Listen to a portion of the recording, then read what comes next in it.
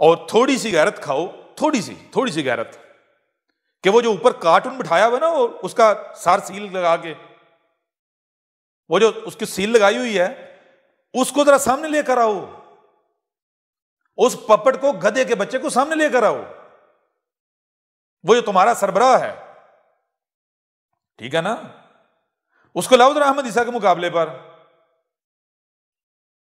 तो कहो कि अगर थोड़ी सी भी गैरत है तो गैरत खा ले। लेकिन बेगैरतों में गैरत कहां? ये तो कुरान भी कहता है ना।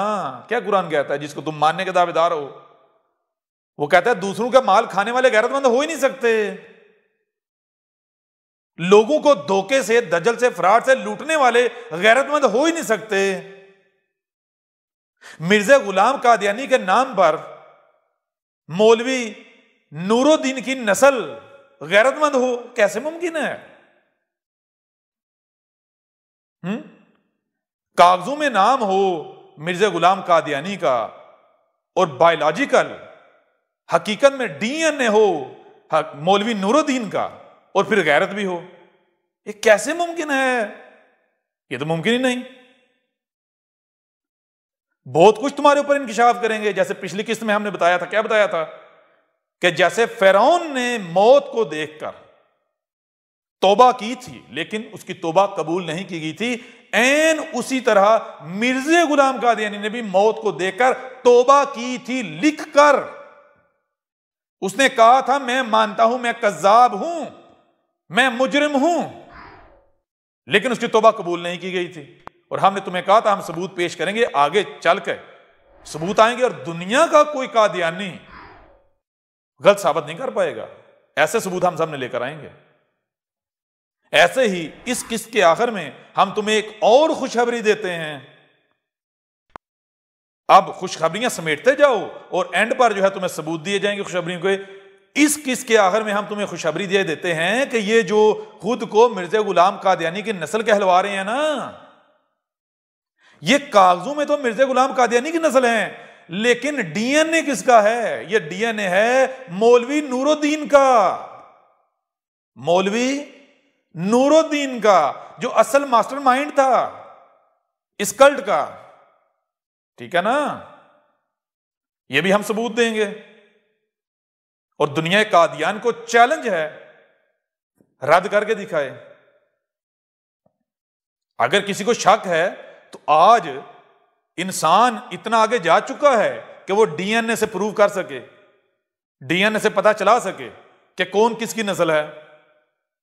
ठीक है ना? ये तो मसला ही कोई नहीं। लेकिन खुशखबरी तुम्हें दे दी, खुशखबरी तुम्हें दे दी कि मिर्जे के नाम पर नस्ल हो नूरुद्दीन की और गैरत हो। ये कैसे मुमकिन है? ये तो मुमकिन ही नहीं है। इसलिए मौलवी नूरुद्दीन की जो जुर्रियत है वो अहमद ईसा का सामना कर पाए। वो जो तुम्हारे ऊपर कार्टून है, पपट, वो अहमद ईसा का सामना कर पाए। ये कैसे मुमकिन है? और ये तो मुमकिन ही नहीं।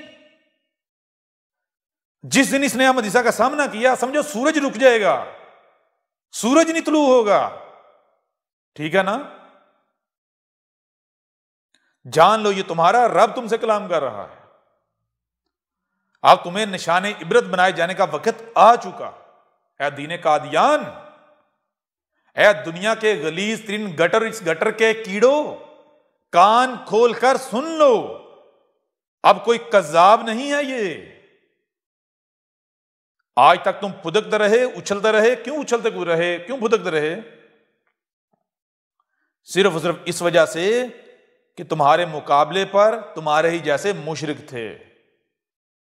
ठीक है? क्योंकि हमारे आने का वक्त नहीं हुआ था। अब आज जब हमारे आने का वक्त आ गया है तो तुम हमारा नाम मजीद इस्तेमाल नहीं कर सकते। तुम हमारे नाम पर दुनिया को उल्लू नहीं बना सकते। ठीक है? अब तुम्हें तुम्हारी औकात दिखाई जाएगी। अब तुम्हें निशाने इब्रत बनाया जाएगा, अब तुम्हें जवाबात देने पड़ेंगे। अब हम देखते हैं कैसे जवाबात तुम नहीं देते। कुरान उठाकर देखो, जरा कुरान खोलकर देखो, कुरान क्या कहता है। अभी तुम्हारे ऊपर वाज़ेह कर दिया कि कुरान में असातीरुल अवालीन नहीं है, बल्कि अल अव्वालीन की मसनू से तुम्हारा जिक्र है, आज का जिक्र है। नूह जो आया था, हूद आया था, साले आया था, शुएब आया था, इब्राहिम आया था, लूत आया था, मूसा आया था। तो जरा बताओ उस वक्त क्या हुआ था, मुकाबले पर कौन थे, क्या वो कामयाब हुए थे? अगर वो कामयाब हो गए थे तुम भी कामयाब हो जाओगे। अगर उस वक्त हमने अपने रसूलों को भेजकर उनको लावारिस छोड़ दिया था तो आज भी लावारिस छोड़ देंगे। लेकिन क्या कुरान तुम्हें बताता है हमने लावारिस छोड़ दिया था? जरा उठाओ कुरान, फरोलो उसे, तलाश करो उसमें कि जब हमने नूह को भेजा था तो नूह ने जिनके ऊपर हक वाज़ेह किया था, जिनकी तरफ भेजा था, उन्होंने जब नूह का कुफ्र व कज़ब किया था तो क्या हमने नूह को लावारिस छोड़ दिया था? और अपने रसूल की तहकीर करने वालों को, गुस्ताही करने वालों को, तौहीन करने वालों को ऐसे ही आजाद छोड़ दिया था? अगर तो उस वक्त छोड़ दिया था आज भी छोड़ देंगे। जब हम तुम्हें यह कहते हैं कि अल्लाह और रसूल में फर्क ना करो, अल्लाह अलग नहीं है, रसूल अलग नहीं है, रसूल को गाली अल्लाह को गाली, रसूल की तौहीन अल्लाह की तौहीन, रब्बुल आलमीन की तौहीन, रसूल के साथ दुश्मनी, रब्बुल आलमीन के साथ दुश्मनी, तो क्या तुम्हें रब को बेगैरत समझा हुआ है? रब बेगैरत नहीं है, रब से बढ़कर गैरतमंद कोई है ही नहीं। लिहाजा जान लो, अगर उस वक्त हमने अपने दुश्मनों को, जिनको हमने खोल खोल कर मुतनबा किया था, ऐन इसी तरह जैसे आज मुतनबा कर रहे हैं, उनको आजाद छोड़ दिया था तो तुम्हें भी आजाद छोड़ दिया जाएगा। लेकिन अगर हमने उस वक्त भी निशाने इबरत बनाया था, ना सिर्फ नूह के वक्त बल्कि हूद के वक्त, साले के वक्त, शुएब के वक्त, लूत के वक्त, इब्राहिम और मूसा के वक्त, तो आज भी हमारा कानून बदलने नहीं वाला, हमारी सुन्नत तब्दील नहीं होने वाली। कान खोलकर सुन लो, हम वही हैं जो नूह की सूरत में आए, हम वही हैं जो हूद की सूरत में आए, जो साले की सूरत में आए, जो शुएब की सूरत में आए, जो लूत की सूरत में आए, जो इब्राहिम की सूरत में आए, जो मूसा की सूरत में आए। हम वही हैं, हम बदल नहीं गए। ना सिर्फ हम वही हैं बल्कि हमारी सुन्नत भी वही है, हमारा कानून भी वही है। तुम हमारी सुन्नत में, हमारे कानून में, हमारे तरीके में एक राई बराबर भी तब्दीली नहीं पाओगे। राई बराबर भी ऊंच नीच, हेर फेर नहीं पाओगे।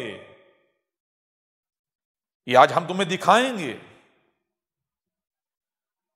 तुम्हें तुम्हारी इन्हीं आंखों से दिखाएंगे जो तुम्हारे खोपड़ में हमने सजाई हुई हैं।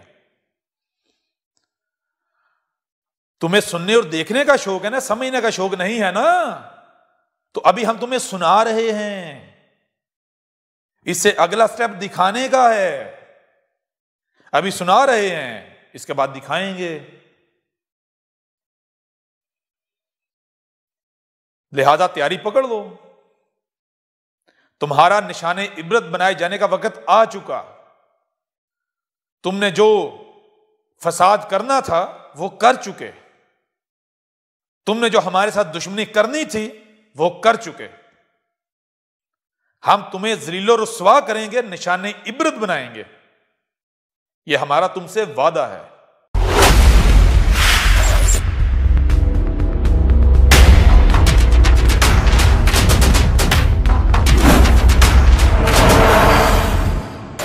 मिर्जा गुलाम कादियानी कौन था? दहला देने वाले हकाइक जानिए अहमद ईसा की जुबानी।